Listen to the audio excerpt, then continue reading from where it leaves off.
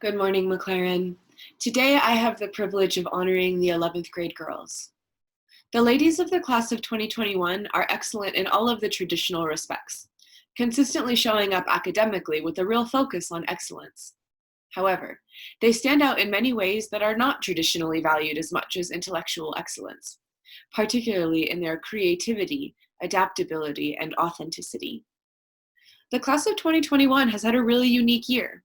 At times, they felt like guinea pigs, and yet they have gracefully risen to the occasion when asked to try out a pattern that nobody else has tried before.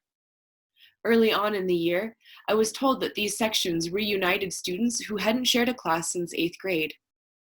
Shorter sessions and split groups for art and drama did not stop them from producing incredible works of theater and visual art. Learning how to read Aristotle is hard no matter what, and the junior girls have had to learn how to do it remotely. And yet, humane letters with the junior girls has always remained an absolute gift. When Mrs. Labady was asked about her section, she said, "Oh, my dear alphas, what a tragedy it was that I had to have my maternity leave at the beginning of second semester, so I could not introduce them to my love, Socrates. At least we got to discuss the cave allegory together. Even though it was over Zoom and not in person, it still brought me joy.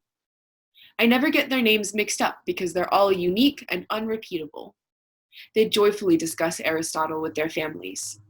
They are amused by their classmates' antics and are okay with being metaphorically punched in a make-believe scenario to help understand acts done from passion.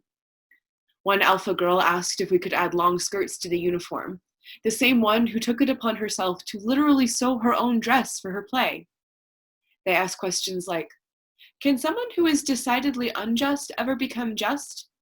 What would Aristotle say is going on with that Raskolnikov guy? Is Napoleon high-minded? They all wish Bruce would show up for seminar. They're wacky and wonderful. As she reflects on the class, she notes that they're really similar to how they were as little sixth graders. In contrast to the humor and levity of the Alphas HL, the single most accurate and loving way to describe my own experience of humane letters with the Betas is a beautiful challenge.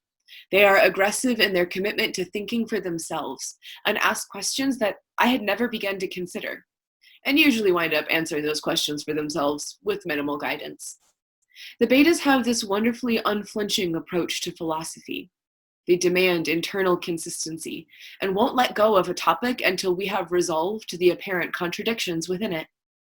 We experienced real peaks and valleys, and throughout the process, they had a peculiar kind of steadiness. They remembered life lessons from Mrs. Gray's class. It's okay to be unsure and to speak up anyway. It's okay to be wrong and to learn from it. Sometimes it's even better than thinking you know everything already. The Betas never gave up and were always eager to be called back to deeper engagement. The junior girls' drama teachers were consistently impressed with their efforts and willingness to rise to meet the demands created by putting on a play in such a short time. Mr. Fuller reports that at least one junior girl memorized all of her lines in about a week. The creative energy of the class was kindled, and Mr. Fuller says that he and Mr. Bertzos did basically nothing when it came to costumes, makeup, set design, and the like. Mrs. Burrell and I were totally amazed by the quality of work created by the junior girls during their quarter of art, showing mastery with chalk pastels in a matter of mere weeks. In math, the junior girls are persistent, though they are nothing if not authentic. Though they progressed marvelously with MATLAB, we knew exactly what they thought of it the whole time. These juniors have a wonderful quality of identifying problems and naming their struggles without being held back by them. They are authentic in their self-expression and persistent in their willingness to try.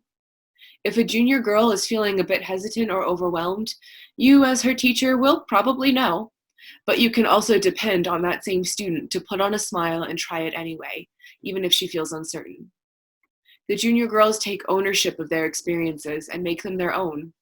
They build the culture of MacLaren with their smiles, jokes, and clan leadership. We are collectively excited to see how they will embrace the challenges of another truly unique year when they take on the coveted title of senior. Thank you for a wonderful year, ladies. We love you so much and are so grateful to you for all that you've put into this year.